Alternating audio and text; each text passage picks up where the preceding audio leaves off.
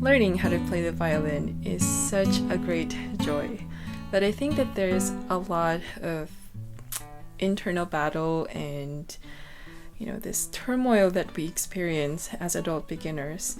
I think the reason why is because we're so aware of the fact that there's this huge gap between how we want to sound and what we are currently sounding like on the instrument. And so I think that the violin is exceptionally good at being this super challenging instrument. But at the same time, I think that is also why we are so charmed by it and why we are attracted to the instrument in the first place, is because as adults we want to be challenged. We pursue things not because it's easy, but because intrinsically we need to express this creative thing that's inside of us, whether it's in music or other forms of art. Okay, so now a little game. If you'll indulge me for just one moment, I want you to try something with me, and you could say it's a test of mental focus and coordination. So if you take your right hand and do this up and down motion, so up, down, nothing to it, and then take your left hand and do this triangle.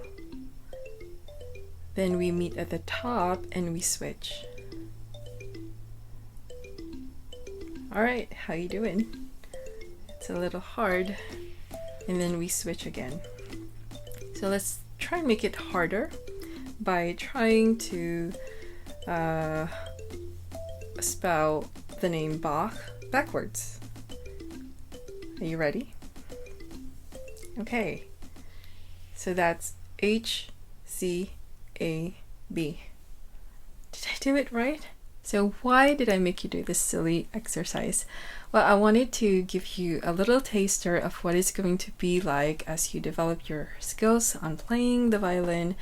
And it's going to feel like you're in constant battle of, learning how to maintain focus on what you're doing in the right hand while you're doing something else on the left hand. And at the same time, creating awareness and opening up your ears to the sound that you're actually making while you're playing. That is such a difficult thing to develop. But I also just wanted to demonstrate that our minds are more than capable of focusing on 2 or 3 different things at once. It just takes time and practice. Oh, and a lot of patience too. Take the metronome, for instance. I think that there are 3 main camps when it comes to practicing with the metronome. Those of us who dread it a little bit, those of us who realize our need for it, and those of us who uses it consistently as a practice tool. Out of all the things that I've learned so far in this hobby, if there's one piece of advice that I can pass on to help set you up for success as an adult beginner, it would be to incorporate some metronome practice into your routine, because I think that it's such a powerful tool for teaching you how to play a passage in the context of time. And timekeeping is such an important thing in music. So I think that the metronome is something that forces you to pay attention to your rhythm and tempo, and it can be the best teacher that you never thought you needed. As a side note, if you've never practiced with a metronome before, I would say that it's very similar to a meditation practice. So if you've tried meditating before, you'll know that it's very challenging to quiet down the mind and bring your awareness to your breath, because the moment you start to relax and everything's quiet, your internal voice finds, a boombox or a microphone, and all of these uninvited thoughts comes rushing in.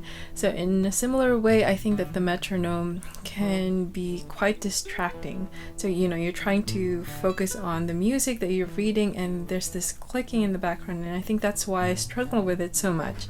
But all the more reason to try and find a way to work with it, because I think that if you ever want to play in an ensemble or try more advanced pieces of music, then it's really important to be able to hold yourself and ground yourself to the pulse of the music. So Nowadays, I find myself consulting with the metronome more and more, and I would even go as far as playing a piece from start to finish with it clicking in the background, which I've never been able to do before. And it exposes all the parts of my playing where my count is off and where I need to make the necessary corrections, and that is truly invaluable. So repeat after me if you have a particular dislike towards the metronome. The metronome is my foe, not my foe, but my friend who will keep my playing honest.